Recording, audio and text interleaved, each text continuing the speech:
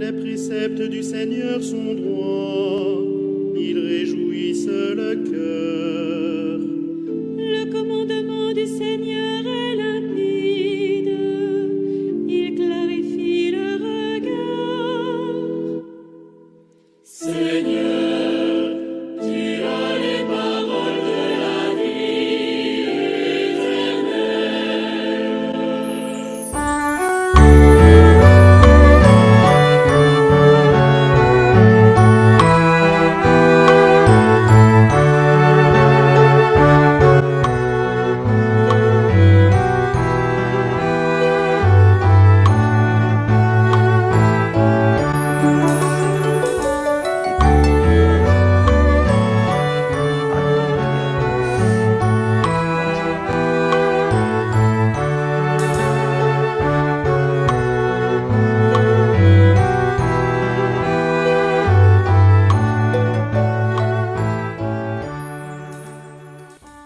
Évangile de Jésus-Christ selon saint Jean.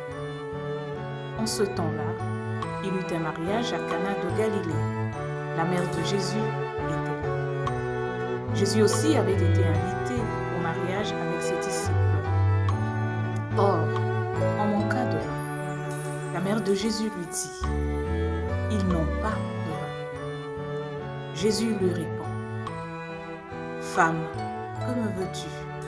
Mon heure n'est pas encore venue. » Sa mère dit à ceux qui servaient : « Tout ce qu'il vous dira, faites-le. » Or, il y avait là 6 jarres de pierre pour les purifications rituelles des Juifs. Chacune contenait 2 à 3 mesures, c'est-à-dire environ 100 litres. Jésus dit à ceux qui servaient : « Remplissez d'eau les jarres. » Et ils les remplirent jusqu'au bord. Il leur dit : « Maintenant, puisez et portez-en au maître du repas. » Ils lui en portèrent. Et celui-ci goûta l'eau changée en vin. Il ne savait pas d'où venait ce vin. Mais ceux qui servaient le savaient bien, eux qui avaient puisé l'eau. Alors le maître du repas appelle le marié et lui dit : « Tout le monde sert le bon vin en premier, et lorsque les gens ont bu, on apporte le moins bon.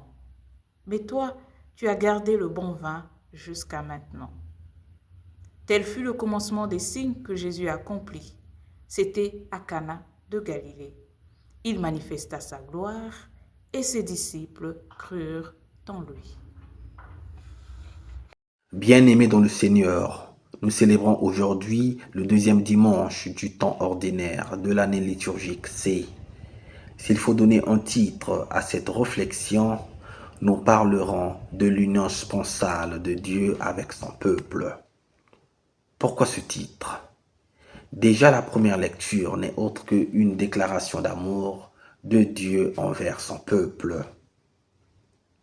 Écrit au 5e siècle, le 3e Ésaïe nous révèle la vie du peuple après l'exil. De là, Isaïe prophétise au nom du Seigneur, rappelant au peuple que celui-ci, le Seigneur, voulait rétablir son alliance avec ce peuple qui autrefois avait suivi d'autres dieux. Chers frères et sœurs dans le Christ, nous le savons que dans l'Ancien Testament, le Seigneur s'est toujours présenté comme l'époux de son épouse qui est Israël. Et cette lecture ne fait que réaffirmer la volonté de Dieu de prendre sous son toit le peuple qui a connu l'exil. Dans l'évangile de ce dimanche, Saint Jean nous parle du premier signe opéré par Jésus, et cela arrive dans le cadre des noces à Cana.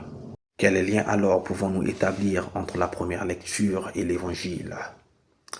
Les noces qui célèbrent l'union de 2 personnes préfigure et rend concret l'alliance que Dieu veut établir avec son peuple. Et celui qui sera l'époux, le protagoniste de cette alliance, c'est le Christ. Mais quel rôle Jésus jouera-t-il dans cette nouvelle alliance? En opérant son premier miracle, celui de changer l'eau en vin lors des noces de Cana, Jésus rétablit sa relation avec Israël, son épouse.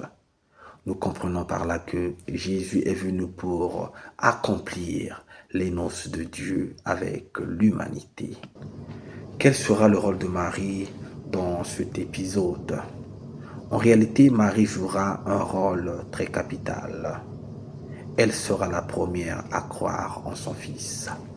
En prononçant ces paroles, ils n'ont plus de vin, Marie voulait que celui-ci, Jésus, son Fils, renoue son alliance avec le peuple d'Israël en leur apportant du vin nouveau, du vin de la vie éternelle. J'aime bien la conclusion de cet évangile. Jean nous rappelle que ses disciples crurent en lui. Voilà ce que doit être la vie du chrétien.